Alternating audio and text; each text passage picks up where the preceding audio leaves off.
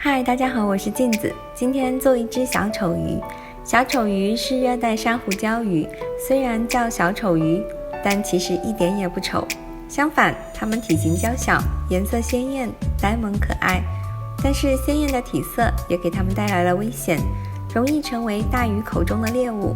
不过，聪明的小丑鱼给自己找到了保护自己的方式，那就是和海葵达成友好的协议，每天会和海葵分享食物。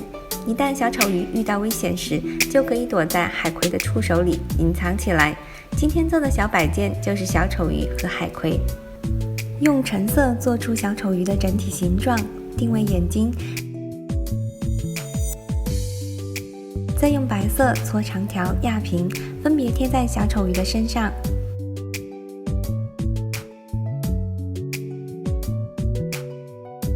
再加上黑色的细条纹。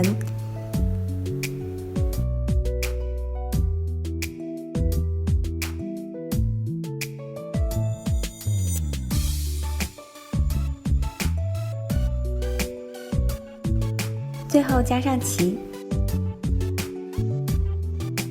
小丑鱼就做好了。然后开始做海葵，先做一个底座，我用了蓝色加黑色，也可以用棕色，再用了黄色、绿色和一点点棕色混合成海葵的颜色，当然也可以是其他颜色。